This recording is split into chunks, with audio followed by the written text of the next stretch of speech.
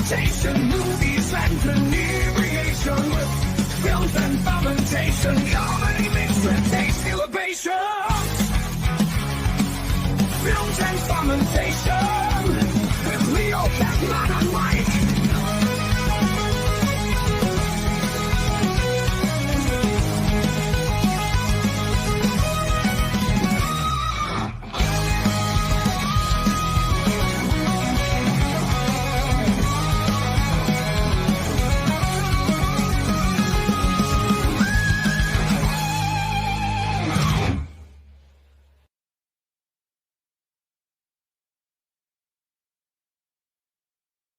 Hey, everybody. Welcome to tonight's edition of Films and Fermentation, episode 204, Cons Who Are Pros. That's right. We are Films and Fermentation, a movie and alcohol podcast, number one pop culture podcast on Good Pods. And I'm Leo. I'm Kevin. I'm Mike. I almost feel like I was out of practice on that one for some reason. We do this every week. We're three friends who like to talk shit about movies while getting shit-faced. In this episode, we're diving into the slick-talking, double-crossing world of cinematic con artists. These are the movies where charm is currency, nobody's who they say they are, and someone's always walking away with a suitcase full of someone else's money. We'll toast the grifters, the hustlers, and the lovable liars who made swindling look like an art form. So pour yourself a drink, but keep an eye on it, because in this episode, trust is the ultimate illusion. I really, really had to practice that one. Don't forget to drop us an email at filmsandfermentation@gmail.com or visit linktree.com/filmsandfermentation to find all of our social media and podcast links. Become part of the Films and Fermentation family by joining us on the Podnation Media Network on Roku or subscribing to our Substack newsletter. We're an independent podcast, which means we are listener supported, so please consider joining our Patreon for as little as $1 a month to receive members-only content. That's right. For a $1 donation, you can get an Arnold Schwarzenegger signed photograph that was forged by one of us. Go to patreon.com/Films and Fermentation or purchase our merchandise at teespring.com. You can now text us at 904-867-4466 and remember to tell us who you are. And what are we? Go ahead, just so everybody knows, we are a kiss cam free zone here. I was tempted to try to make a poster for the night that was like the three of us standing behind each other, like the couple at the Coldplay concert. But I couldn't get the photo to come out the way I wanted it to. Anyway, what are we drinking tonight? Kev has a theme drink and he's sweating mightily. So let's see what his drink is about. I do have a theme drink. My wife was kind enough to look this up. This is from Drink Specials for the Dirty Rotten Scoundrels Dinner Theater. Oh, wow. Yeah. They have one called The Con Artist, which is what I'm consuming right now. Made with Tito's vodka, lemonade, and raspberry puree, served on the rocks. It is delicious, my gentlemen. And I'm not a vodka fan, but this is pretty good. The other one they had for the show was The Jackal, which was Svedka Clementine vodka, orange juice, grenadine, peach schnapps, and champagne, which are shaken and served up in a sugar-rimmed martini glass. But this was easier to make. So this is The Con Artist. Okay. Did you put a pinch of salt in it? Yeah, pinch of salt, like I do with all my drinks now. Mm-hmm. Mike, what are you drinking tonight? I am drinking a lemon shanty from Freedom Brewery, a veteran-owned and operated brewery. It is 4.7% alcohol by volume. It's a beer for good. Every time you enjoy a Freedom Brew beer, a portion of proceeds are donated to causes helping active military and veterans in need. They protected our freedom. Let's help them enjoy theirs. Hashtag beer for good. Thank you for your support, they say. And I will always support a veteran-owned and operated establishment. Cheers. All of us do, yes. We will all always support a veteran-owned business. I tonight am drinking, I have two beers for tonight, one from each of my friends. So the first one I'm working on now, I figured these would work together because when I did this on Saturday and I mixed the lager with the shandy, it didn't work out too well. Mhm. So I got 2 citrusy drinks tonight. So the first one is the Cape May Brewing Company Crushing It Orange Indian Pale Ale, That's going to knock you on your ass. which is it's 8% alcohol by volume, and it's Wow. very tasty. It's very, very tasty. Mm-hmm. And I figured it'd be a good complement to my second citrusy drink, which is one that Mike gave me from, as he mentioned, Freedom Brewery. This is the Lemon Shandy, which I really, really like. It's one of the few beers I've ever given a 5.0 to on Untapped.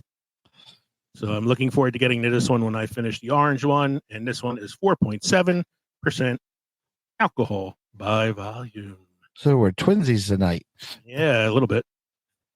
I'm half a twin. I'm half a twin with each of you. All right, here we go. So we're moving on to the first segment of the evening, some film history. Is that What was that? the boy? I think I see the boy. Where's the boy? The boy has picked up a new skill, which is why he's not going to bed. He is closing the door on people. Right now, he just closed the door on my wife. And now he's going to the open boy's it on to the check floor. to make Here sure he is. she's still out there, and then close the door. Come here. Come here. I saw this little head popping up right below the gift man. I didn't even notice him because I was like No, working man, on no, something over here. man. And there he the boy. There, Uh-oh. the boy. You can see him behind the desk. Nolan. Nolan, you want to see everybody? Come here, buddy. Come here. He said, I saw them Saturday. He did. He goes, see us again this Saturday. Saturday. Puppy. Puppy. Oh, there we go. There he is. There he is. There he Nolan. is. Got that Little crazy man. thing going again. There we go. What's up, bud? Hi, wave. Hi. Hi. You're turning into a menace to society, I heard. Mm-hmm. Arms up. Arms up. Arms up. Wave. The people. Wave. Nolan, wave. Wave to everybody, you little Cupid doll. There you go. And like I All said, right, we're going to go back to mommy. High five. High five. High five. High five. High five. All right. Bye, bud. Oh, that goes through quick, doesn't Go it? Again. down quick. I'm going to need a refill soon.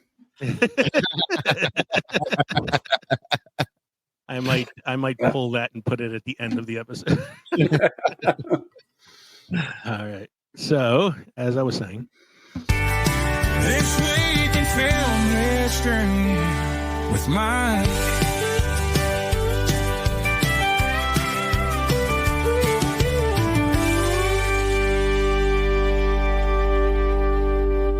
This week in film history with Mike.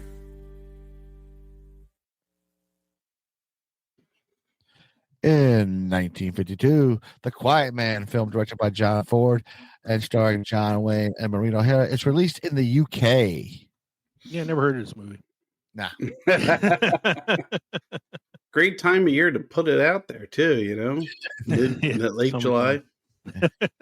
It's UK summer blockbuster. Yeah, Yeah. I'm just saying, like, it's such an Irish film that I always imagined it came out like in March. Mhm. The UK is Irish all the time. Yeah, it's Irish all the time in the UK. That's right. Yeah, I love The Quiet Man. Yeah, Great movie. great movie. Speaking of great movies, 1959, Ed Wood's cult classic, Plan 9 from Outer Space, often called one of the worst films ever, premieres starring Gregory Walcott and Bela Lugosi.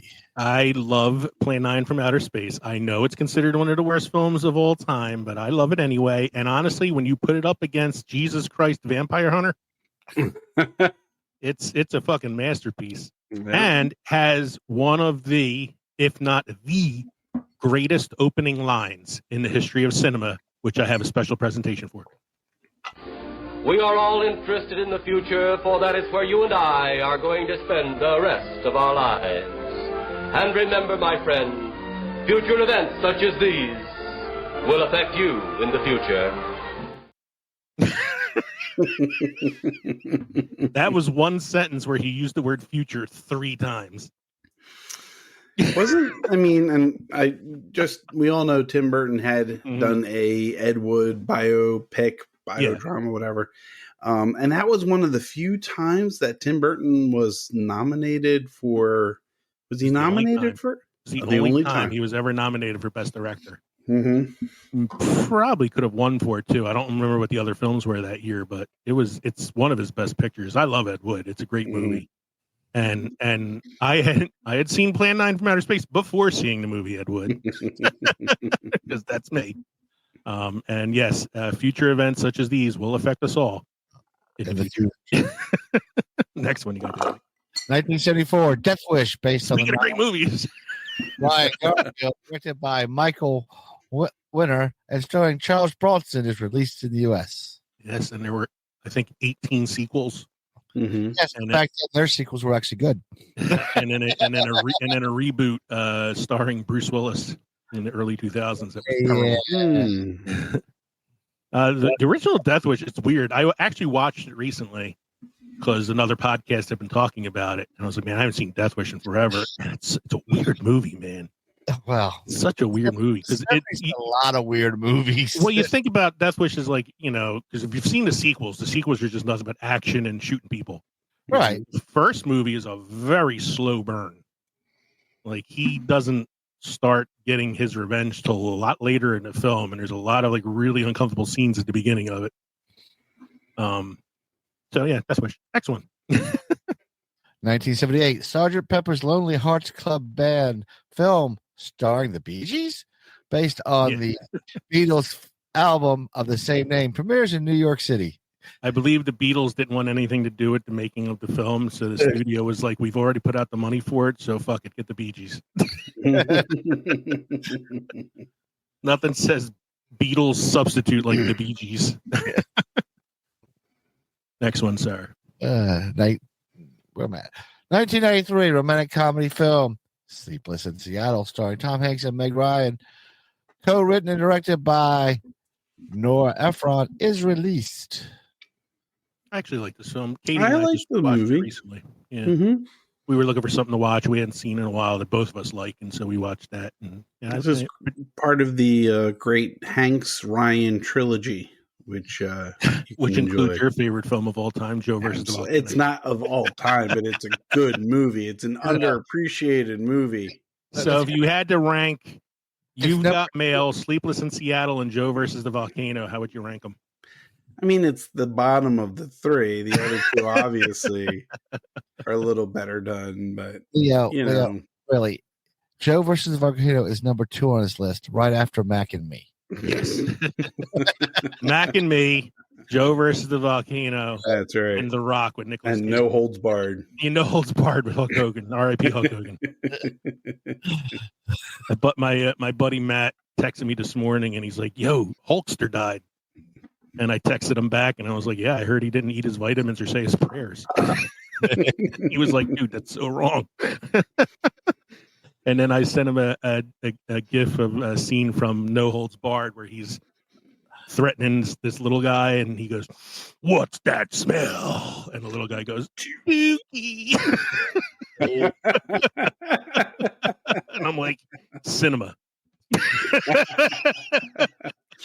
At his funeral, everyone's going to walk by the coffin, and all the wrestlers are going to either take folding chairs to break over the coffin, or get around the wires, and or the ones that were friends with him in the 80s will just do a line of coke off the top.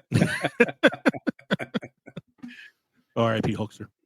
Speaking of masterpieces, 1998, Saving Private Ryan, directed by Steven Spielberg, starring Tom Hanks, Ed Burns, and Matt Damon, is released. Academy Award Best Director, 1999. Little known fact, Meg Ryan was in this one too. Yeah. She was one of the bullets. She was one of the Ryans. Yeah, she was one of the Ryan brothers, the unseen one. The one. It actually did not win Best Picture that year, though. It lost to Shakespeare in Love. Hmm.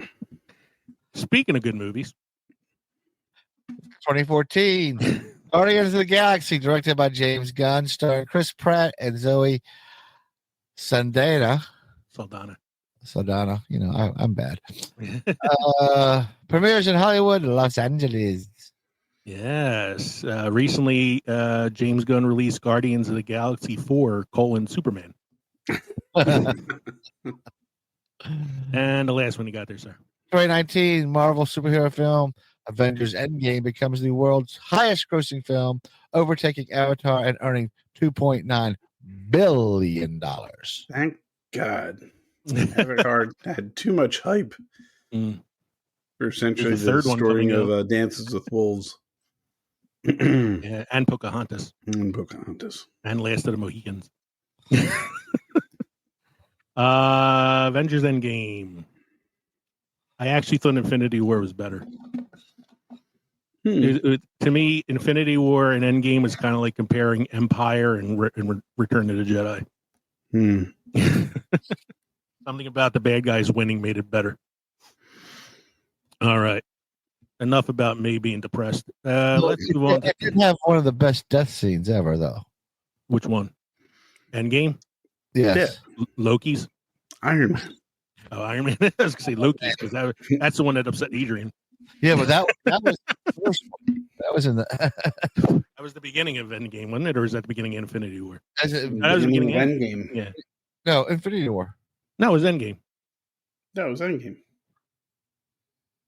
Yeah. No, it was Infinity War. It was Infinity. Was it Infinity War? Yeah, it was. Yeah, it was. Okay. Time to rewatch Infinity War and Endgame before going to see Fantastic Four. That's when Banner was like, "He's coming! Look, Thanos is coming!"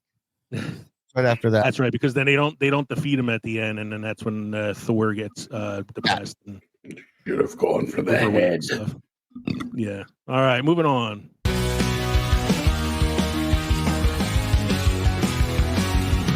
Kevin's here, he's here for a bit. He's got news, it's bigger than the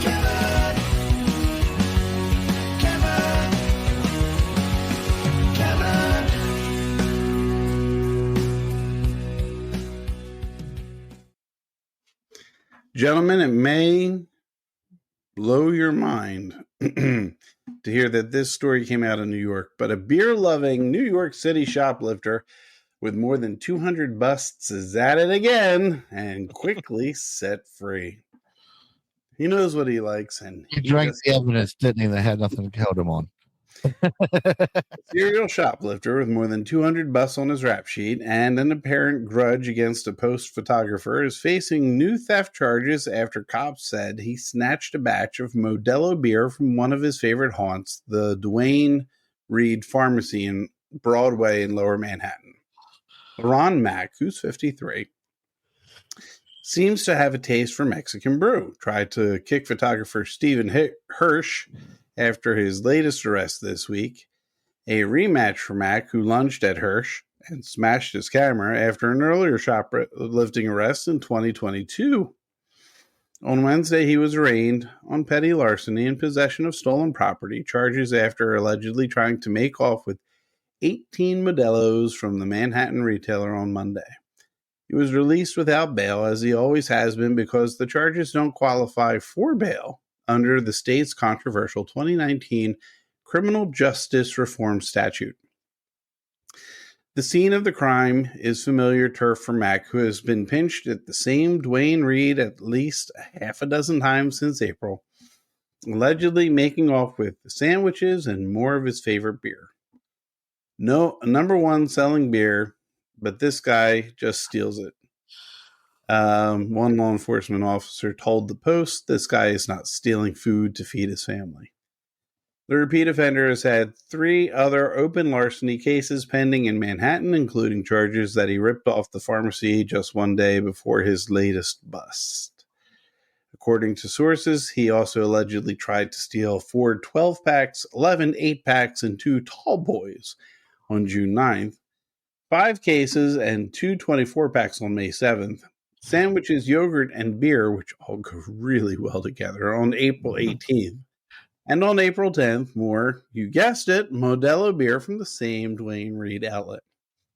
Not to be entirely exclusive, Mac is also accused of stealing Charmin toilet paper from the Dwayne Reed on Amsterdam Avenue and has been charged with stealing from Walgreens as well. I steal for a living, he admitted in June of 2022 shoplifting arrest. He's also not always particular after his beer. In June 2022, the arrest that led to the attack on Hirsch was for allegedly stealing oatmeal, breakfast sausage, and Bud Light from the Upper East Side pharmacy. Following his release on robbery charges, Hirsch asked Mac how he was doing when the accused shoplifter spun around and knocked the camera out of the photographer's hands, punching him in the arm and smashing the equipment into the wall. Despite his rap sheet, the courts haven't been able to hold Mac because of the state's reforms. So, stealing for a living. I had a pattern. Likes his Modelo. Goes well with yogurt and oatmeal. Ugh. All right. Something by the request of Leo. Yes, I like the next one. Yes. Give a shoe until the beer's through. This is why a Belgian bar makes you trade your shoe for a beer.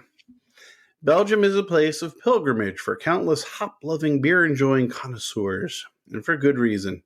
It's one of the best beer countries in the world. This were the Matrix, but with beer. Bear with me. Belgium would be the place where the party would be after the beer-hating machines tried to off everyone.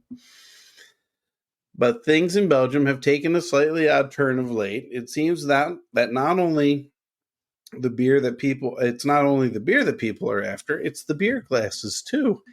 There's been an alarming trend of souvenir hunting, aka glass stealing, brewing for a while now. The pub owners are fed up. Some have started taking steps to ensure the safety of their precious glassware, some of which can cost you up to €50 apiece. All of our beer glasses are protected against theft, said Philip Mays, the owner of 2B Bruges, which secures an electronic anti-theft tag to each glass. Wow. Some of the glasses are manually crafted and therefore unique. Some of the tourists are eager to have their own copy to bring home as a trophy. Unfortunately, they prefer not to pay for the glass. Must be Americans. Yeah, probably. From New York. In Ghent, G-H-E-N-T, Ghent, has a different solution for this particular problem. If you want to drink a beer, you'll have to give them your shoe as collateral. Don't worry, you'll get your shoe back. When you have finished your beer, like Cinderella, you will be reunited with your Yeezys. Yeezys? Apparently people have walked out shoeless, but so far no one has tried to walk into the bar without shoes. And when it comes to shoes, Dual Great doesn't discriminate. We actually accept all kinds of shoes, but we realize that a flip-flop is not as valuable as a glass of beer, said the owner, Alex de Vrint, V-R-I-E-N-D-T. Yeah. Customer shoes, once surrendered, go into a basket that dangles from the ceiling. It sounds a bit weird, but let's be honest, it's not the most embarrassing piece of clothing that could go up there. What wouldn't you do for a glass of beer, right? Looking at Dooley Great's big-ass glasses and their built-in wooden racks to keep them upright, it's evident that some type of protection is needed. I mean, even I want one. But seriously, guys, stealing is wrong. The glass is not a free memento for you to just take and snuggle with in your old age. Pay for your beer, drink the fucking thing, and go. And that's it. That's weird news. They get to keep my shoe. I get to keep the beer, right? Yeah. And if you see the pictures, the glasses are unique. I mean, they talk about Cinderella. They are nice. I have to go out to go get some $5 Bobo shoes. There you go. There you go. Yeah. Buy some shoes for 50 cents from like the Goodwill or something, and then. All right. I have some movie updates tonight, and unfortunately, I have a few depressing ones. So here we go. Movie updates with Leo. Movie Movie updates with Leo. Movie updates with Leo. Movie updates Leo. I almost feel like I shouldn't use that lead in when I have news like this to give at the beginning. Shit. Pioneering rock legend Ozzy Osbourne has died at the age of 76 as of the recording of this episode from complications due to Parkinson's disease just a few weeks after his farewell concert in Birmingham, England. Ozzy is a multi-time Grammy winner and inductee of the Rock and Roll Hall of Fame with his band Black Sabbath. Also the WWE Hall of Fame. And the WWE Hall of Fame, yeah, ironically. This is I've been watching a lot of videos the last couple of days of like all these different bands doing tribute songs and stuff to Ozzy at their concerts, and it's been really like interesting to see all these different people cover his music. I watched a little bit of his final concert. I mean, he was so frail at that point that he did the whole concert sitting in a chair, but still He's worried about Phil Collins. He does the same. Yeah, I heard he's in hospice care right now. Oh. Speaking of deaths this week, today, the recording of this episode today, which is July 24th, Wrestling Hall of Famer and actor, legend, the man that made wrestling what it is in the 80s, due to his popularity, Hulk Hogan, passed away today at 71 years old from cardiac arrest. R.I.P. Hulkster. I know I made a joke about it earlier in the show because I'm an asshole, but it was kind of sad to hear this because, I grew up watching Hogan and Flair and all those old guys like that. And honestly, when I heard the news today, I said, wow, I can't believe Ric Flair outlived them. That man did some hard living. Which WrestleMania was it that it was Hulk versus Andre? 3. That was WrestleMania 3. 3. So Hulk The only one I know. Hulk Hogan main evented the very first WrestleMania ever in WrestleMania 1. He was the main event in WrestleMania 2 against Roddy Piper, and then WrestleMania 3 was Andre the Giant. And then he was the main event in a number of them over the years. That's probably the one that's the most iconic, is him body slamming Andre the Giant. Yeah, and then we had one more death this week. This one was a really strange one when I saw this. Malcolm Jamal Warner, best known as Theo Huxtable on The Cosby Show, dies at 54 years old from an accidental drowning. He was in Costa Rica with his family, got caught in an undertow and pulled under. And that's scary, to think like that could happen that quickly. Yeah. So those are the 3 really depressing pieces of movie news I had this week. Let's try to end it with. Go ahead, Mike. Good night, everybody. Good night, everybody. Let's try to end it with something a little bit more positive here. Fantastic Four: First Steps is set to hit theaters wide release tomorrow, July 25th. Is expected to be a box office contender and potentially unseating Superman from the current top spot at the box office. And Adria Arjona, who is from the show Andor, will star opposite Michael B. Jordan in a remake of the Thomas Crown Affair. Which is on our list of con man movies tonight. It's one of my favorite films with Pierce Brosnan and Rene Russo, which itself is a remake of a film from the 70s. So that's my thing for tonight. Mike, you have any must-try beer craft destinations? I have a must-try beer. It's called 13 Guns. Country of origin is England. First brewed in 2011. Alcohol content is 5.5% alcohol by volume. 13 Guns is a bold, full-bodied American-style IPA brewed in England as a tribute to the original 13 American colonies and the 13 gun salute fired on the first U.S. Independence Day. This intensely hoppy beer delivers vibrant aromas and flavors of citrus and fresh mango, underscored by a pine-tinged bitterness that lingers pleasantly on the finish. A blend of pale, crystal, Munich, and caramel malt and rye malts provide a solid malt backbone that balances the assertive hop character. Hopped with classic American varieties, Continental, Citra, Amarillo, and Apollo, 13 Guns achieves a complexity yet drinkable profile, showcasing a harmony of fruity brightness and malty depth. But no persistent head. And no barnyard funk. Yeah. Speaking of citrusy drinks, I've come to learn that the lemon shandy from Freedom cannot be drank with any other beers. So the other day I drank the shandy first, and then I drank the Freedom Lager, and the Freedom Lager tasted a little weird because of the lemon shandy aftertaste. Mm-hmm. Tonight I drank the orange one from Cape May, and then started drinking the lemon shandy, and now the lemon shandy has a weird aftertaste. Lemon shandy must be drunk by itself at all times, which I'm okay with because I really like the lemon shandy. All right, we're going to take a quick break to hear these words from Podnation Media Network, and then we'll be back with our main segment, Cons Who Are Pros. Hey, movie lovers, this is Leo. Mike. And Kevin from Films and Fermentation. If you love comedy, movies, and a good drink in hand, then you need to check out the Podnation Media Network. It's home to a variety of amazing podcasts covering everything from pulp culture to history, and of course, movies like ours.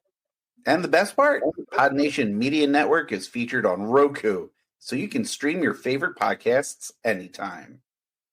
Alongside Films and Fermentation, you'll find other fantastic shows like the KJ&A podcast, The Undiscovered Entrepreneur, Real Sharks, and so many more. So grab a drink, press play, and join the fun with Podnation Media Network. Because everything's better with a little comedy, movies, and booze. Learn more by going to linktree.com/PodNationPods. Hey, everybody. Thank you for sticking with us after that quick break. Tonight's main segment is called Cons Who Are Pros.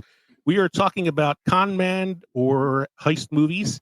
And we broke it down into different categories. We got drama, comedy, crime/thriller, action, fantasy, sci-fi, and based on a true story. We're going to talk quickly about each of these movies. One of the three of us will describe the film and talk about the ending. And then we're going to rank it on plausibility. Is the movie real world doable? Can this actually be done in real life? Is it theoretically possible if they have a little bit of luck? Or is this only capable of happening in a movie universe? I think I know where I'm slanting towards on most of these. But you know, we'll see where it goes from there.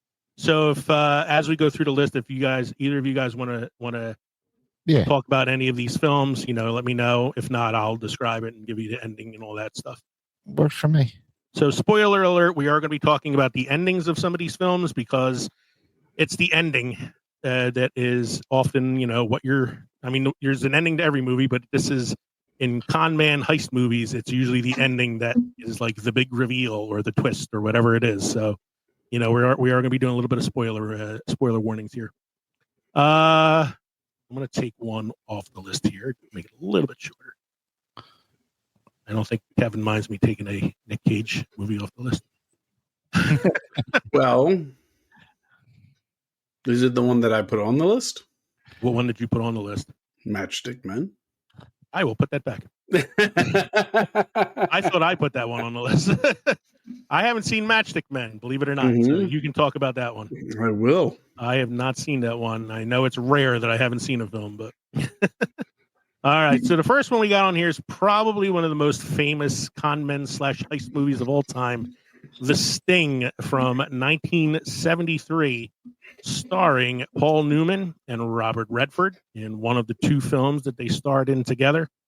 Anybody want to talk about The Sting, or should I go ahead? This is what happens after they jumped into the gorge, isn't it? Yeah, in Butch Cassidy, yeah. They come out and they decide to become professional con artists. What gets me with this movie right now is no one's trying to remake it yet. Yeah, I'm surprised. This is like, it's a classic from 1973. George Roy Hill, who also directed Butch Cassidy and Sundance Kid. Two grifters team up to pull off the ultimate con is the IMDb synopsis. Wow, thanks.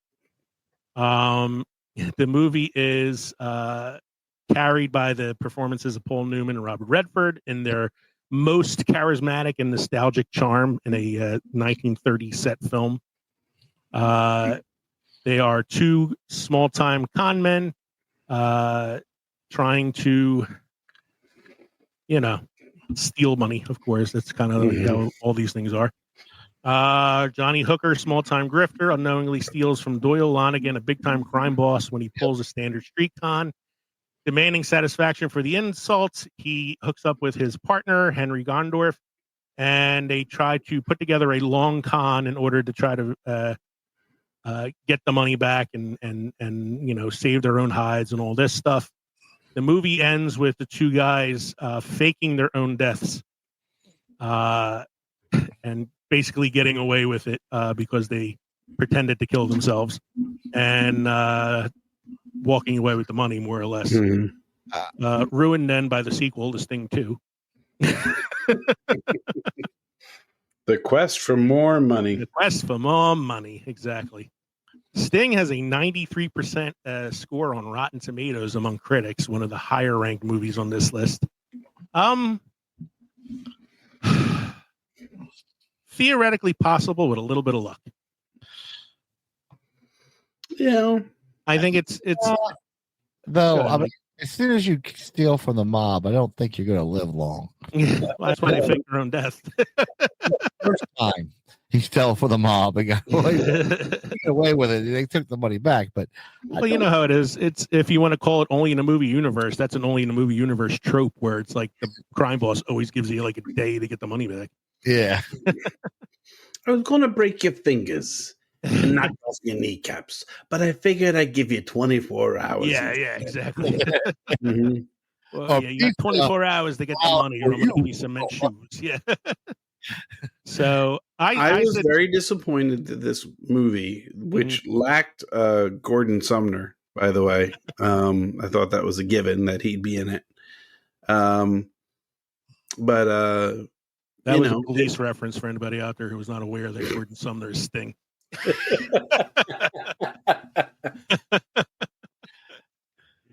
Anyway. Yeah, you would think with a movie called I'll Be Watching You, you would think you would be into the movie about cons. Well, the thing is, would it be Surfer Sting or Crow Sting? Now we're talking wrestling. No, I'm thinking of the sword that glows blue when orcs are near. Oh. Anyway, I said theoretically possible with a bit of luck because it is like a possible heist, but the whole faking your own death thing is always like a weird, like, you need a little bit of luck kind of thing in movies. So I can agree with that. Do it once you do it the first time and get away with it, every time you do it afterwards, you get a little bit better. So, eventually, though, the life insurance policy is going to catch up to you and be like, how many times has this guy died? All right. So I went theoretically possible. Mike is somewhere between that and movie universe. Yeah. I'd say theoretically possible. Yeah, I think this is a little bit of luck kind of movie. Next one on the list is 90% on Rotten Tomatoes is The Grifters from 1990. The Grifters is kind of a forgotten film, I think. It stars John Cusack, Angelica Houston, and Annette Bening. It's about a small-time con man who has torn loyalties between his estranged mother. So John Cusack is the con man. His mother is played by Angelica Houston. And he has a new girlfriend played by Annette Bening, both of whom are high-stakes grifters with their own angles to play. So there's a lot of, like, backstabbing and con artists happening things behind the scene. It's not a comedy. It's a pretty dark movie and has a very dark ending where Lily, the character played by Angelica Houston, accidentally kills John Cusack, her son, with a broken glass during a confrontation over the money that they were grifting. So, you know what? I can't say I've seen it. Obviously, I mean, I think I actually mixed this one up with The Bonfire of the Vanities because I was going to ask about Tom Hanks. He's not in this one. No, that one is Tom Hanks and Bruce Willis. Yes, I recuse myself from this judgment. I saw The Grifters a long time ago. This is 1990. I probably saw it a few years after that because I remember like the trailer playing a lot on like the pay-per-view channels back then when I had that box that got me all the channels for free. So this one is kind of a real world, it's plausible one. Because it's about just con artists just conning people out of money in Las Vegas, and what happens when you get in confrontations over money. Somebody accidentally gets killed. It's kind of a realistic film.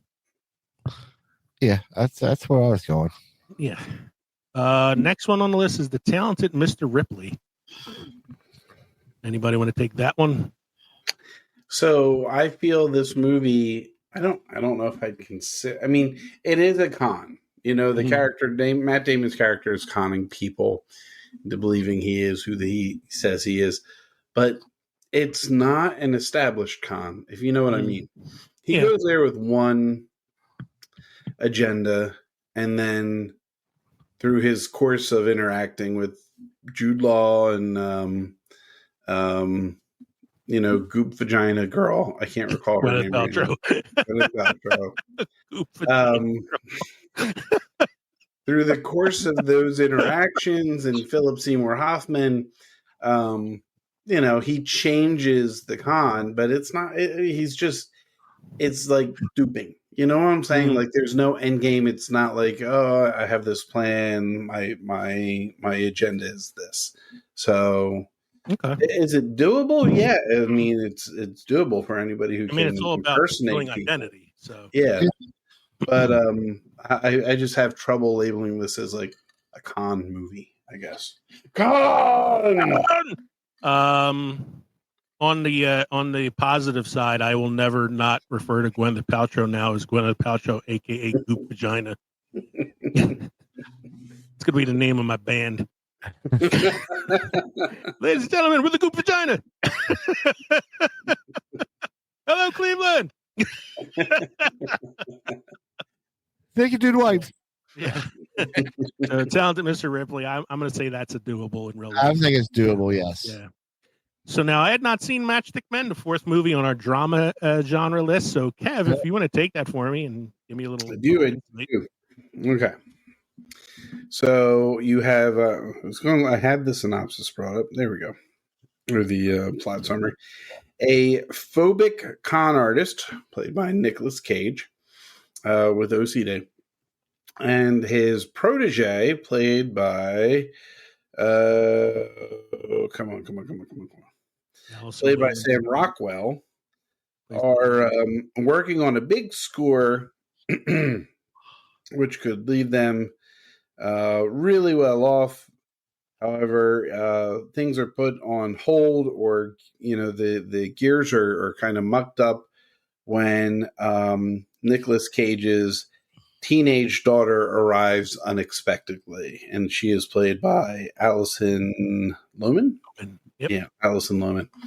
And it's interesting. You see the con working. These are two professional conmen working out of an office where they have phones set up and really have the character placement down, and you're watching how they perform the con.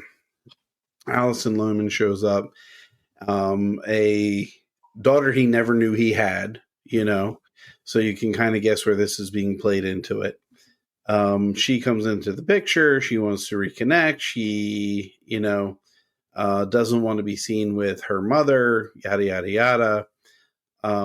When everything is settled and all is said and done, we find out, sorry, spoiler alert for someone who hasn't seen it 21 years ago.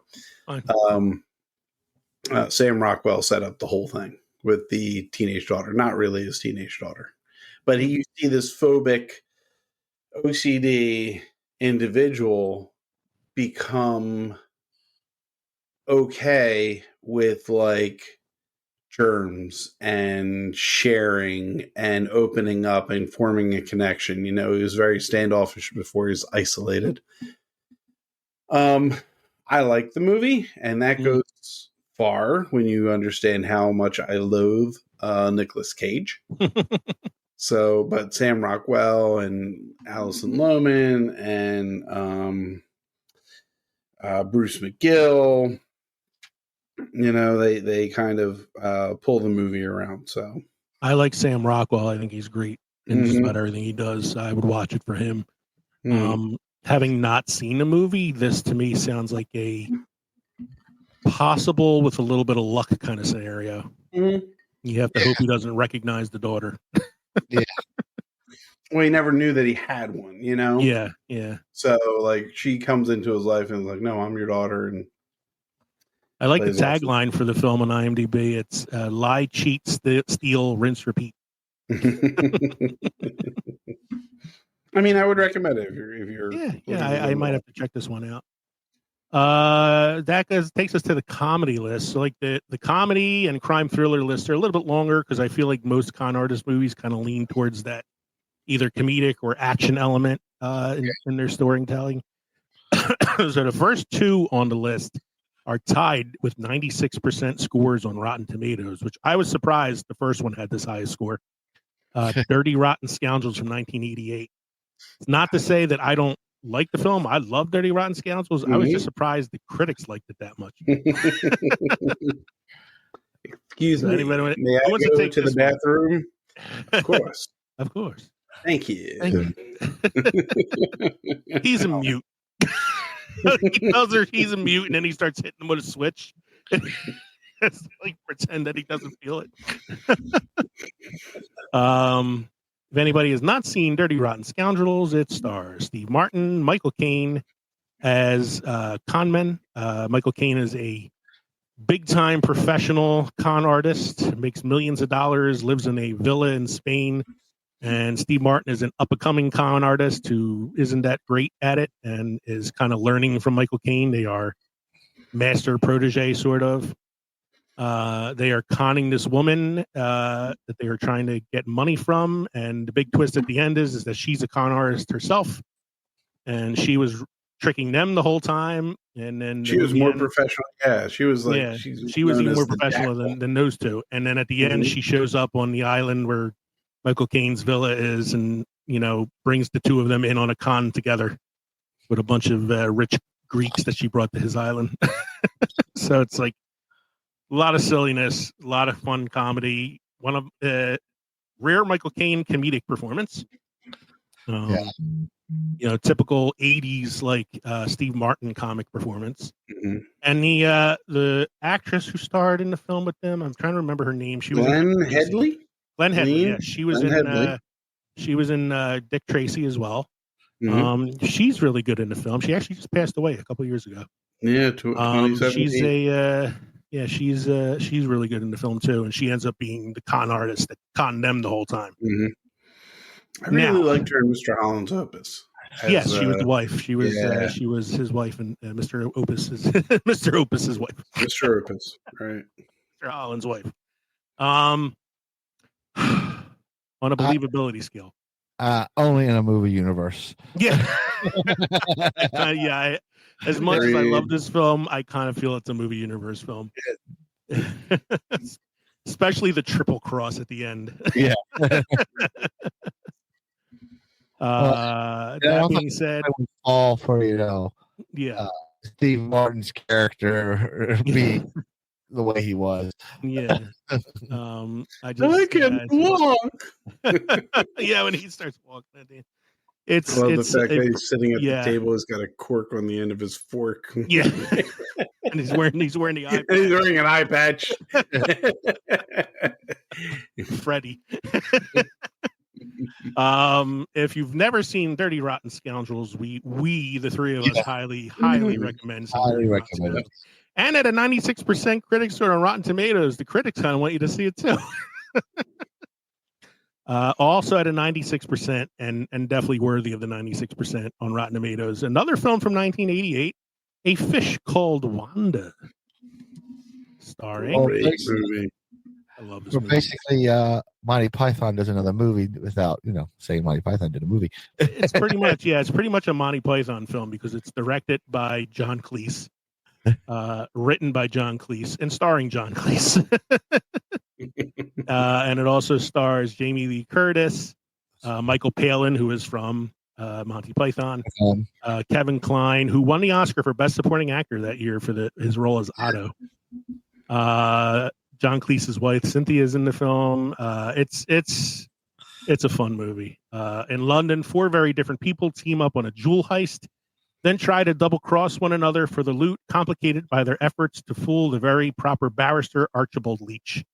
I think was it Jamie Lee Curtis is with Kevin Kline's character in the film, but she's pretending to be with Michael Palin's character, but then falls in love with the barrister that they're trying to con and ends up with him at the end.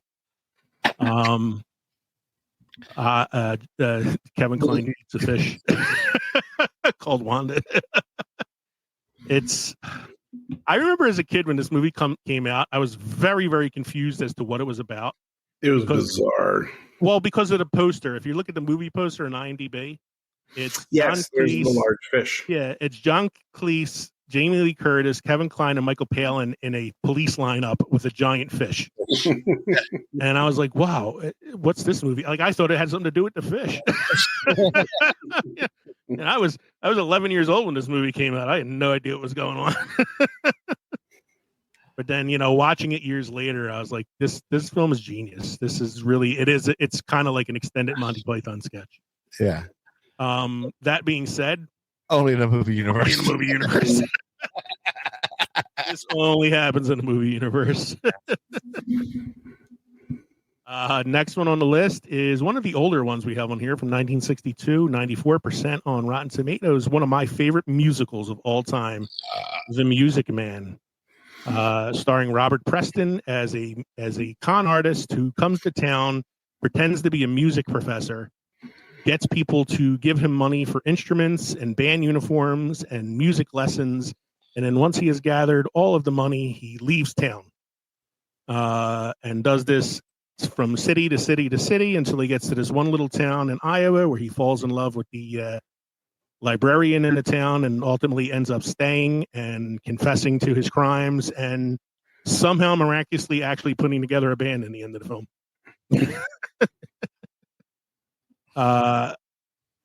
It's an amazing performance from Robert Preston, who is so charming and so charismatic. You can't help but be like, I would definitely fall for this guy's con. Well, the con itself at the time frame it's in would theoretically work, but the rest of the movie is only in a movie universe. Well, I mean, it is a musical, so it definitely would only happen in a movie universe. But I mean, it's as plausible as the con itself is. The result of the con and some of the other things that happened in the film are definitely movie universe. That being said, I love this movie. It's one of my favorite movies of all time, as well as one of my favorite musicals. So if you've never seen The Music Man, see the 1962 version with Robert Preston, not the one with Matthew Broderick from the early 2000s. This movie reminded me a bit of one which I was hoping to see on our list, and I didn't see it. That's okay. It's called Leap of Faith. Steve Martin. Yeah. Mm-hmm. That's the ultimate con where, I mean, it's not, he's coming as a music professor. He's coming as a religious, who am I thinking of right now? Yeah, he's like a televangelist. Right. Yeah.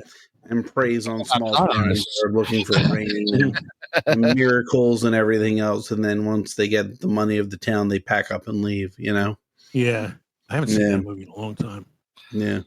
I remember seeing it thinking, oh, this looks funny. And then it really wasn't a comedy. It wasn't a comedy. It was more of a drama, but it was, Mm-hmm. It was not. That wasn't a bad movie. I haven't seen that one in a while though, so I'd have to rewatch that one. Right. Back to The Music Man. Music Man though is definitely a only happens in the movie universe kind of movie. Yeah. As well as the producers. The next one on the list. Now there's 2 versions of this. There's the original 1968 version, which has a 91% Rotten Tomatoes critic score, and the 2005 musical remake, which has a 51% score on Rotten Tomatoes. I like both versions. I have honestly seen the music version more. I've watched the musical version a lot. Which is the 2005, right? Yeah, that's the one with Matthew Broderick, Nathan Lane, and Uma Thurman. Yeah. The original one was Gene Wilder and Zero Mostel. It's the epitome of meta. We have a movie. We're going to make it into a Broadway show. We're not hoping that it flops, but it makes for a good Broadway show. Broadway show does incredibly successful. So they make it into Yeah. And the movie flops. So the plot of The Producers is Zero Mostel and Nathan Lane play Max Bialystock, a play producer, Broadway producer, who is down on his luck until he meets Leo Bloom, played by Gene Wilder and Matthew Broderick, respectively, who is an accountant. And they come up with a scheme to put on the worst play possible, raise as much money as they can for it, and put on the worst play so that when it closes on opening night, they can keep all the money and run. The play they choose is called Springtime for Hitler. And now it's springtime for Hitler in Germany. And I love both movies. It's a very original plot. Mel Brooks' only Oscar in his career was for writing the original producers.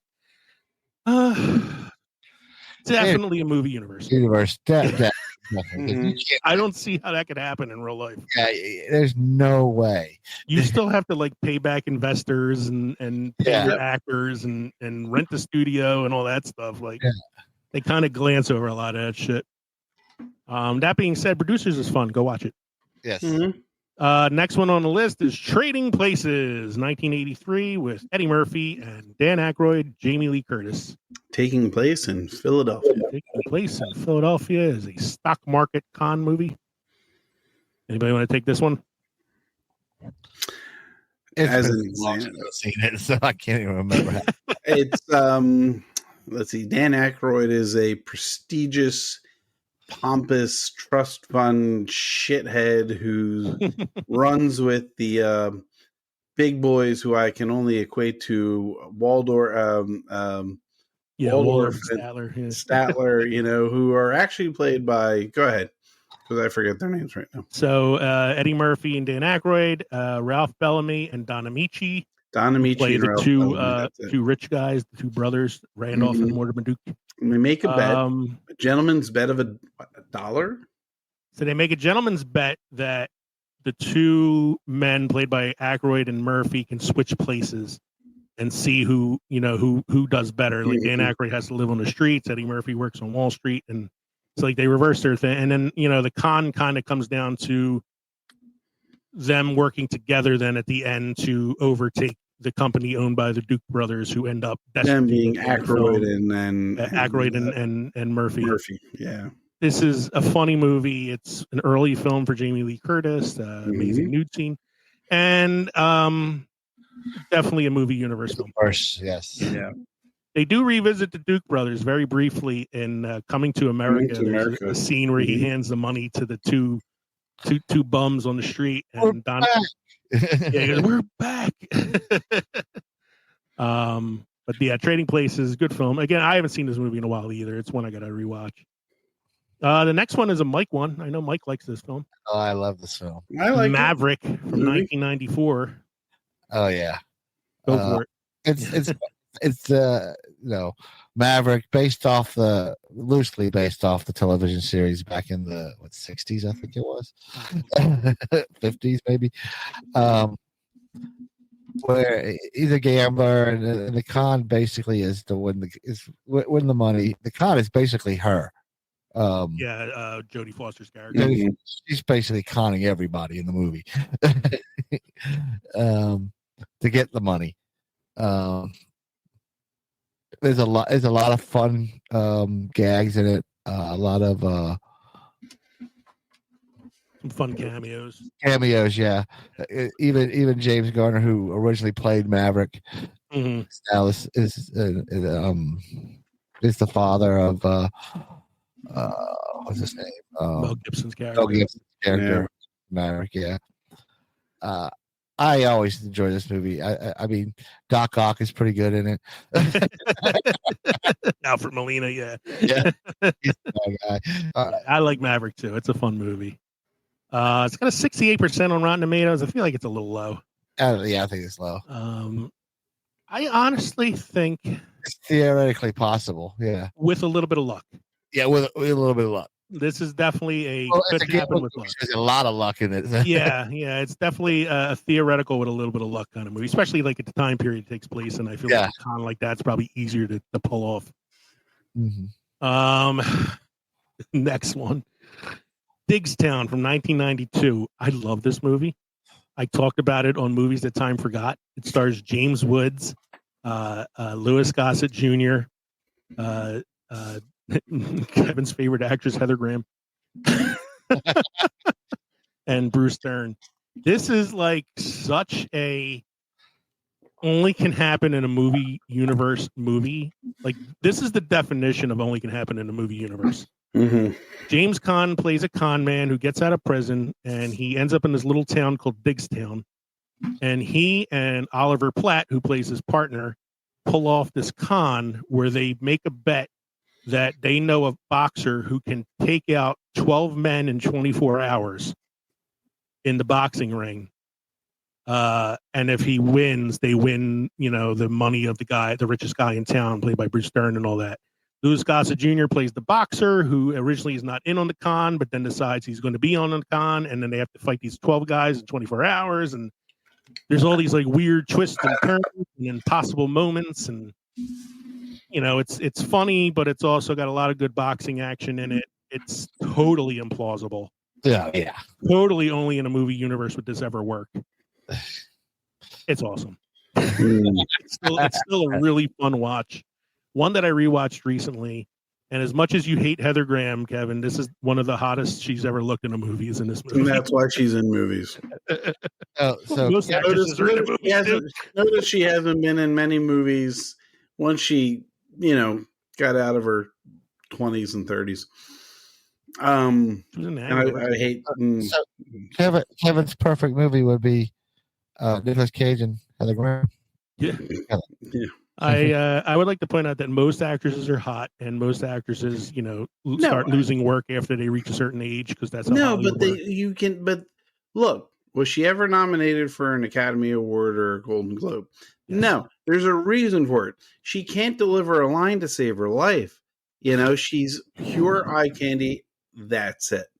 And not trying to sound misogynistic. I'm not trying to sound, there's a reason why I don't like her as an actress, and that's it.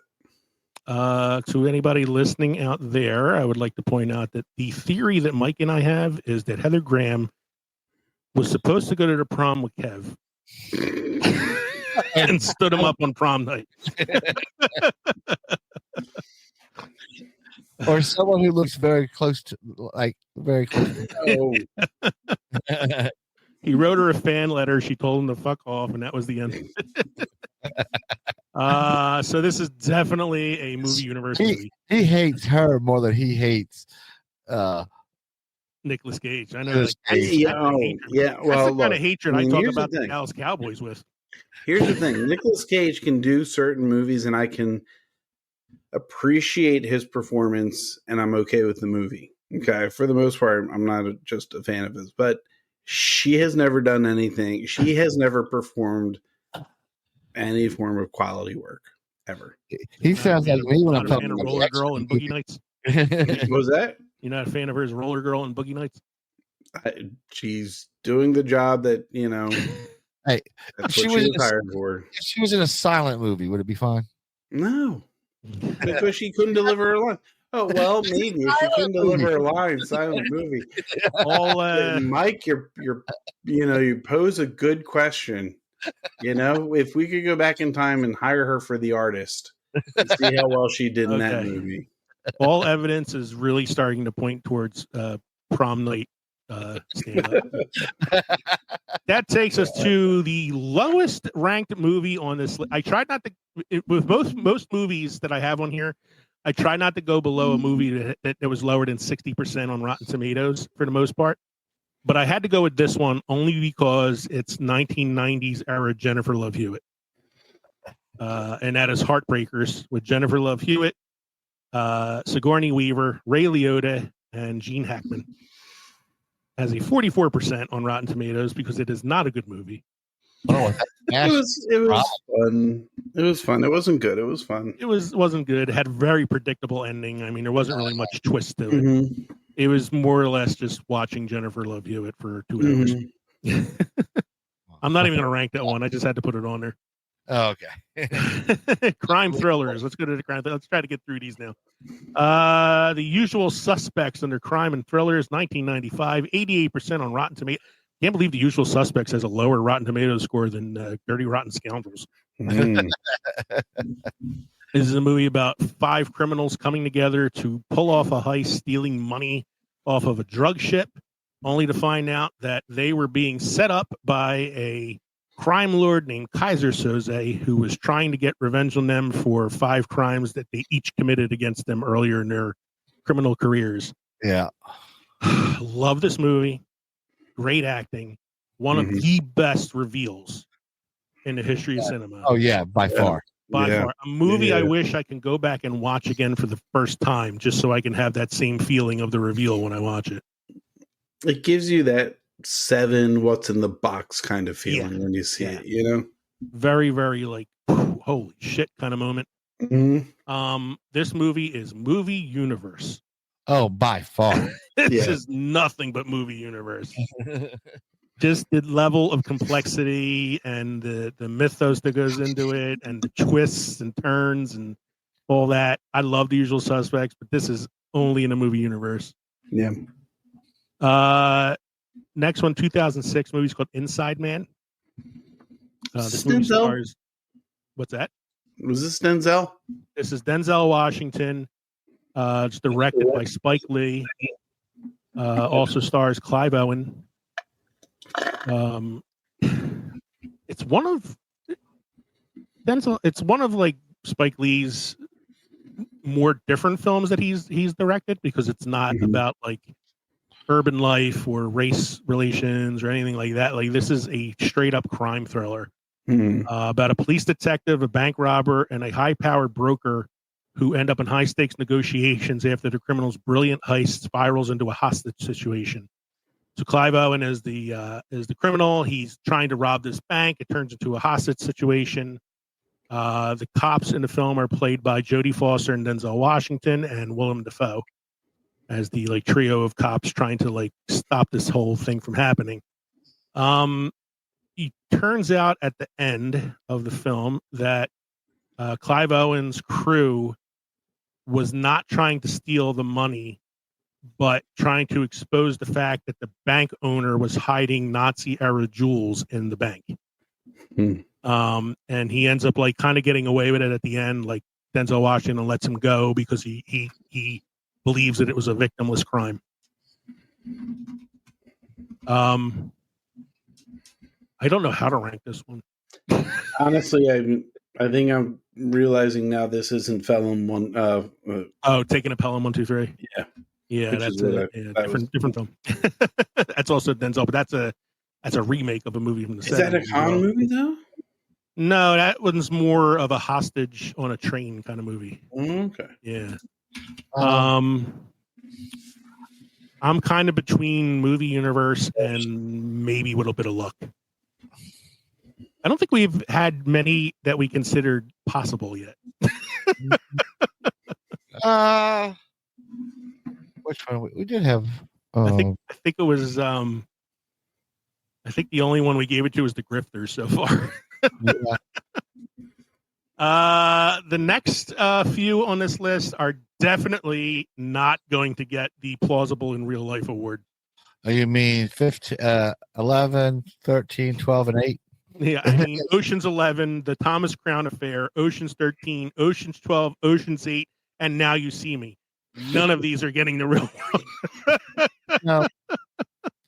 Well, the Ocean series, it's more because the more people you have involved with the con, the more likely somebody's going to fuck it up. Yeah, or crack. Or Yeah, look at what happened in Goodfellas. Yeah, exactly. Now, like, if you see, like, Ocean's 11 is a remake of a movie from 1960 with Frank Sinatra. Right. That movie is a drama. It's very slow paced. One of the crew members actually gets killed in the film. They don't get away with it at the end. They all get arrested. It's depressing. Ocean's 11 from 2001 with George Clooney and Brad Pitt is fun. It's fun. It's a good fun movie. I love Ocean's 11. But none of those Ocean movies are. Oh, no. They are Yeah. not one of them is real world plausible. Not one of them is with a little bit of luck. They are all movie magic. Yeah, Mhm. Every one of those films is movie magic. amount of people they have working on a con, somebody's gonna fuck up. Yeah, and but they're fun to watch, and that's the point behind watching them. Same thing with the Thomas Crown Affair, which stars Pierce Brosnan and Rene Russo. Pierce Brosnan plays this billionaire who likes to steal art because it gives him a thrill. Mhm. It's a great movie, one of the best heist scenes in film history when they steal this like one piece of art at the end of the film. It's the guy with the bowler hat and the The bowler hat with the apple in the front of Yeah. the face. Like he steals that at the end, but it's such a cool scene. Mhm. And Rene Russo is like the one investigating him, but they fall in love, and she looks incredible in the film. Mhm. And I hate saying that because she was in her 40s at the time, so I hate always saying like, "Oh, the actress looks great in her 40s." I mean, like I'm in my 40s, I look like a bag of shit. So, but that, like none of those Ocean's 11, Thomas Crown Affair, 13, 12, or Ocean's 8 are real world plausible at all. Right. No. Every one of them is movie magic. Yeah. I'm not even going to get into all of them because they're all basically the same plot. And then there's Now You See Me. You guys know what I feel about this film. You know, up until the ending, I think most of it was plausible until the ending. As plausible as magic can be, like magician shit. Yeah, but the con, you could pull that kind of a con with magicians, I would think. But up until the reveal about who's in charge, Yeah. Mhm. It's plausible with a little bit of luck yes, throughout most of the film. until the end. But that twist ending just makes zero sense. Sense. Yes. And then Mark Ruffalo never returns in the other movies, so like it makes even less sense at that point. Guys, if you've never seen Now You See Me, if you want to watch it, I'm not going to tell you what to do. The movie was good up until the twist ending. Mhm. Yeah, definitely. Yeah. Yeah, no, it was enjoyable. It was fun. It was Yeah, fun. it was I like fun. the magic stuff is fun to watch. Yeah. I like that. But I stuff. like the actors in it too. I mean, Yeah.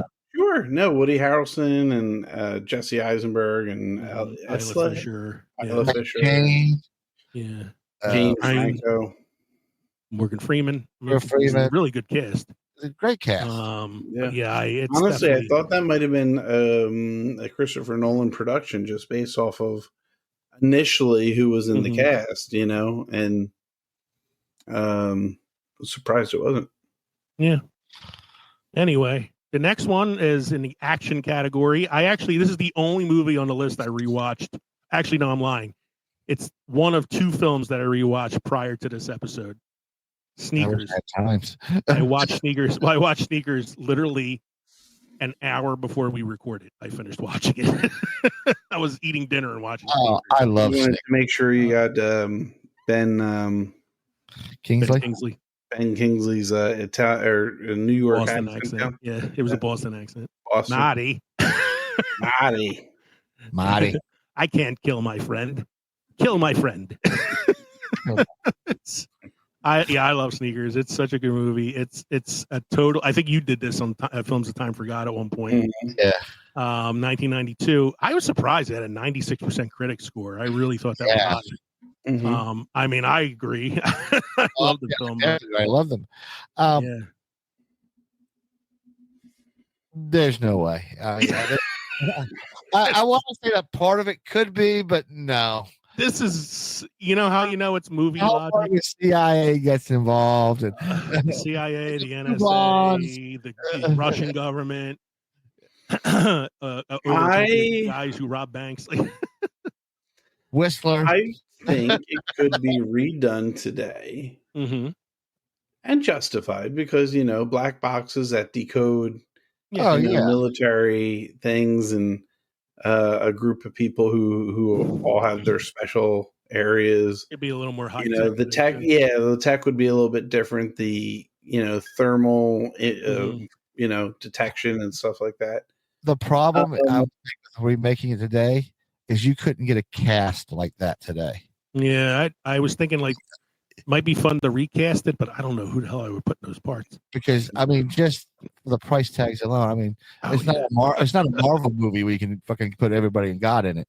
Mhm. Like just alone, like say you get like George Clooney to play the Robert Redford part because they're kind of like the Right. matchup nowadays. Yeah. George Clooney's like 20 million a film. You're already out like the rest of your cast. Like who you casting at that point? Would you get Ben Kingsley back?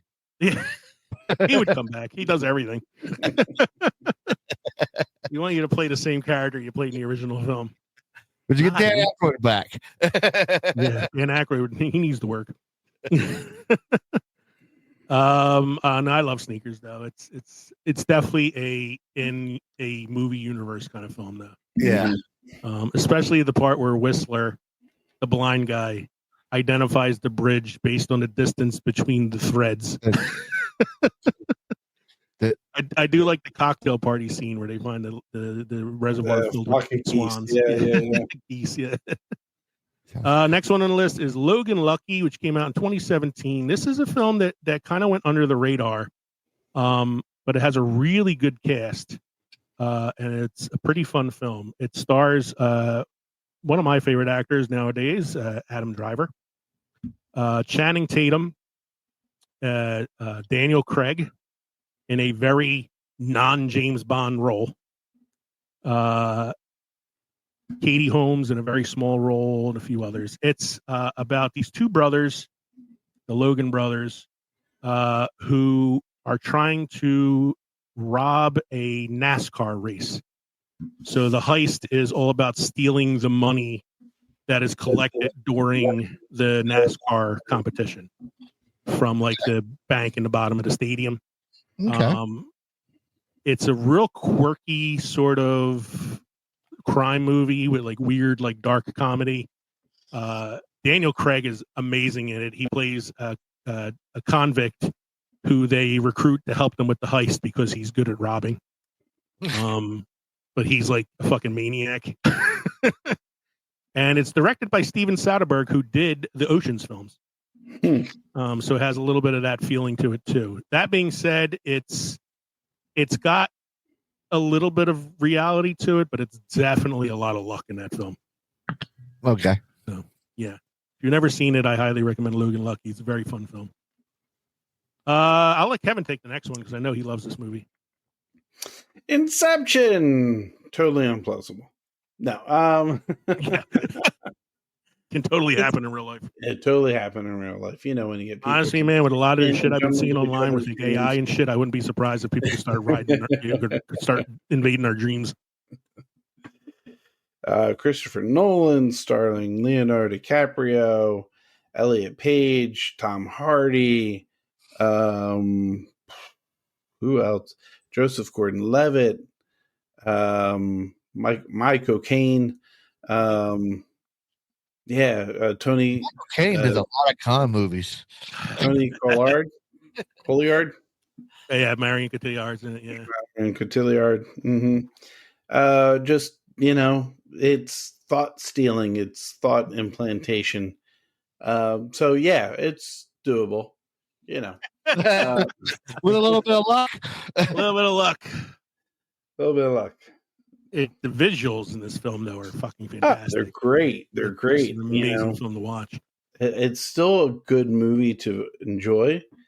Yeah. I think Tom Hardy's a lot of fun in it. DiCaprio's good in it. Bless you, sir. One of the last films for Pete Postlethwaite. A very unrecognizable Tom Berenger in the movie. As the business associate. Swollen. Yeah, it's I love Inception. Great movie. Definitely a movie magic movie.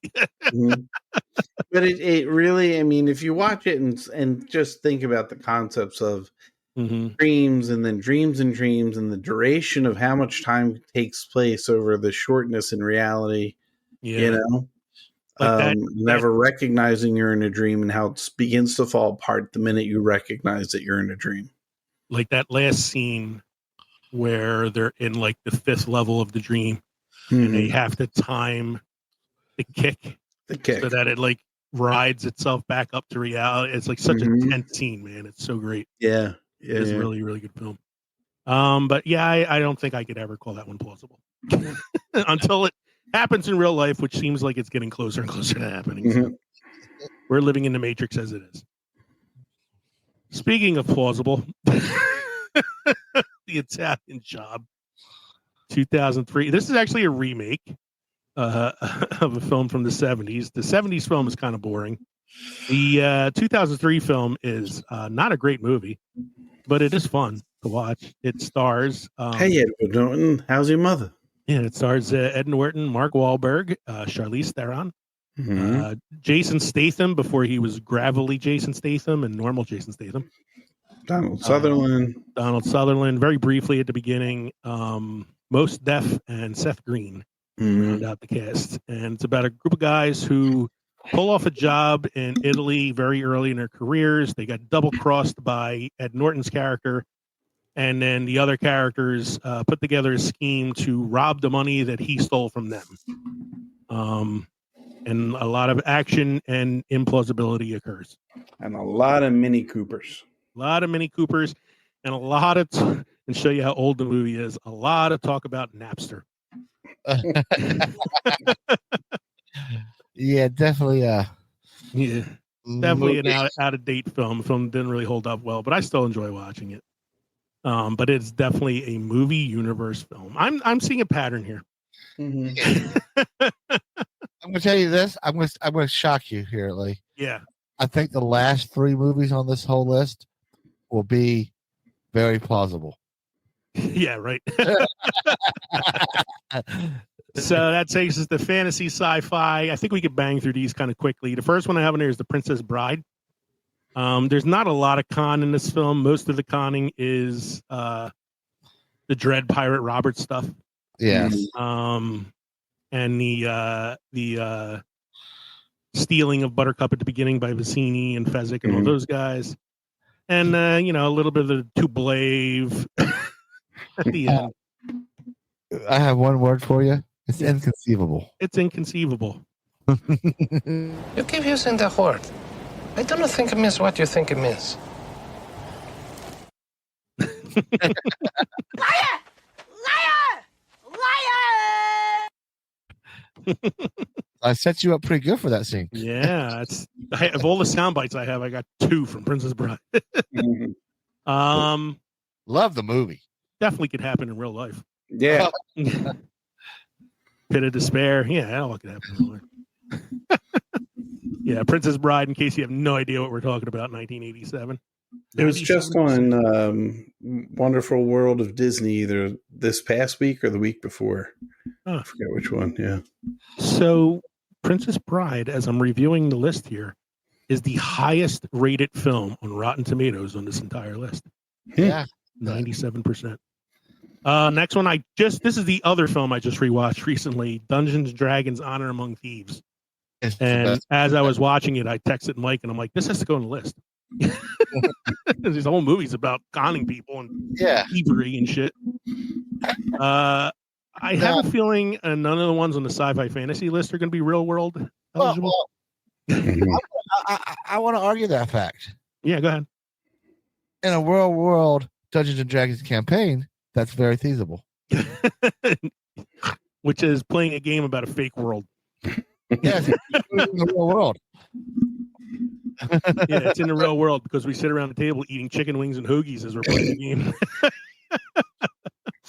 Not that we're complaining about chicken Not wings or complaining about chicken wings and hoagies. We're playing the game. But yeah, Dungeons and Dragons: Honor Among Thieves, fun movie. I would really hope there's a sequel. I don't know if there will be. Because I don't think it did well enough in the box office. Yeah, I don't think it made enough money for the studio to want to make another one. So, but it is by far the best Dungeons and Dragons movie that's ever been made. There's only been 2, and the other one stars Marlon Wayans. What's the third one? There's one that was straight to DVD. I was going to say, well, there's also Monsters and Mazes or whatever, right, with Tom Hanks. Yeah, but that's a true life,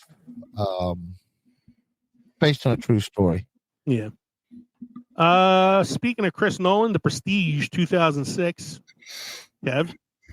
A great movie starring Hugh Jackman and Christian Bale and Mike Cocaine and Scarlett Told you, Michael Caine Johansson. did every freaking good. He's in a lot of like the Nolan films too. Yeah. They have like a father-son relationship, I think. Great movie. It's fun. Totally unplausible. You know, it's magic. Yes. The whole thing with the interaction with Tesla and what was capable of being done. This is great for shocking moments, you know? Yes. Especially the last half an hour of the movie is just phenomenal with reveal. I would The Prestige, actually. Yeah. I would say the twins con would be possible in the real world, but the other one is definitely movie magic. The twins con, I think, is possible because of the setup, because it's a part of the magic act. Yes. Like if you didn't know he had a twin brother, you wouldn't realize that it was the twin doing a lot of the stuff on stage, and you were thinking it was actual magic. Right. The stuff with the clones. That's where it jumped the shark. Yeah, and nobody discovering this fucking basement full of Hugh Jackmans. And hired the blind Chinaman to the Fox and the X-Men, they found them. That's when they keep reusing them for different Wolverine movies. 2006 also saw The Illusionist with Ed Norton, which I saw once, and it was kind of like overshadowed by The Prestige. The Prestige is probably the better of the two films, and very similar plots. Yeah. Again, it's investigation movies of murder, and there's magic involved, and the reveal turns itself out at the end. Because these are on the fantasy sci-fi list, I'm going to say these are all just movie magic. So yeah. And the Imaginarium of Dr. Parnassus, which is Heath Ledger's final film, is all about a man making a deal with the devil. And so I don't think we even really have to talk about that one to know that that's a movie magic movie. Well, people make deals with the devil all the time. It's also because Heath Ledger passed away during the filming of it, so his character is played by 4 other actors, I believe. Oh Jesus! So there's like this element of like his face changing, almost like a Doctor Who scenario. So, they had Johnny Depp playing him. Johnny Depp, Colin Farrell, and I don't remember who this other person was, but Paul Rubens, Pee Wee Herman. Want to see me make this pencil disappear? Well, his bicycle's in Alamo now. Yeah, it's in the Alamo in the basement. Yeah. The last 3 films, Mike said, should all be real world plausible because they're all based on true stories. The first one is Catch Me If You Can. Love that. God, that's such a good movie. Great movie. Spielberg film. DiCaprio, Tom Hanks, in a really good role for Tom Hanks. Chris Walken in one of his more realistic, less creepy roles. Based on a true story, how true it is debatable because Frank Abagnale has said in interviews that he embellished a lot, which says something coming from the actual con man that the movie is about. But he was a con man. He was a con man. He did a lot of. And when caught, he did work with the FBI afterwards. I have to say though, a lot of luck. Oh yeah. Real world plausible because it happened and it's based on a true story, but man, was he a lucky motherfucker. American Hustle, which stars Christian Bale, Bradley Cooper, Amy Adams, and Jennifer Lawrence. This is also based on a true story. I saw this one in the theater, and I think that's the only time I saw it. I remember it being a pretty good movie, but I don't remember too much about it. Con man Irving Rosenfeld, played by Bale, along with his seductive partner, Sidney Prosser, played by Amy Adams, is forced to work for a wild FBI agent who pushes them into a world of Jersey power brokers and the mafia. And so the whole con is about trying to con this senator, played by Jeremy Renner in the film. What I remember about the ending is everybody gets away with it except for Jeremy Renner, who was the setup. He actually gets arrested. It's based on a true story. I have to rewatch that one. I haven't seen it in a while. And then the last one is The Wolf of Wall Street, Another movie where you have to wonder how much of it is true because the guy telling the story himself is kind of a con man, Jordan Belfort, who conned a lot of people out of a lot of money with fake stocks and insider trading and short selling and all this other stuff. So all were embellished just for the cinema. So yeah. I mean, but that's a wild ride, that movie, man. It's a wild movie. So let's look at our yearbook awards here. Best disguise. I'm going to go with. I'm going to have to go with Kevin Spacey as Kaiser Soze, disguised as Verbal Kint, The Usual Suspects. Mm-hmm. Oh yeah. I think you can argue maybe The Prestige with Christian Bale's twin characters. Yep. Or maybe Inception with the fact that they're all playing different characters within the dreams. But I for myself, I think I have to go with Kaiser Soze as the best disguise. Yep. Smoothest talker. I may have to go with. I would have to go with Bradford and the Sting. That's a good one. I was going to say Clooney in Ocean's 11. Don't short sell Pierce Brosnan in the Thomas Crown Affair, though. Like I fell in love with it. Yeah. I fell in love with that son of a bitch in that movie. Wouldn't you say The Music Man, though? Music Man's wasn't he the smoothest one? Yeah, he's definitely a smooth talker. I don't know. I like mine. I like Mike's. I like that one. So most heartbreaking double cross. The whole ending of Catch Me If You of Now You See Me. Now You See Me. Most that was a heartbreaking double cross. So heartbreaking double cross. Jeez. I don't know. I haven't seen the movie, but I got to watch it. But it sounds like a pretty heartbreaking double cross is the Matchstick Men one that Kevin talked about. Yeah. No, I mean, that seems pretty brutal to fake, the daughter, Yeah. But is that even worse than, the mother killing her own son? Yeah, the grifters is pretty bad too. I would also say the death of all the Hugh Jackman clones in Prestige is pretty fucking depressing. Best twist you never saw coming or you should have seen coming. Oh man. I should have seen coming. Oh. Geez. Best twist you should have seen coming. I could say The Prestige and The Usual Suspects probably. I'd say Sneakers, seeing that it was his best friend. Yeah. Beginning. I was also thinking you saw it coming because of the beginning. Dirty Rotten Scoundrels when you find out that the woman was the real con. Glenn Headley's character. And Cleanest Getaway.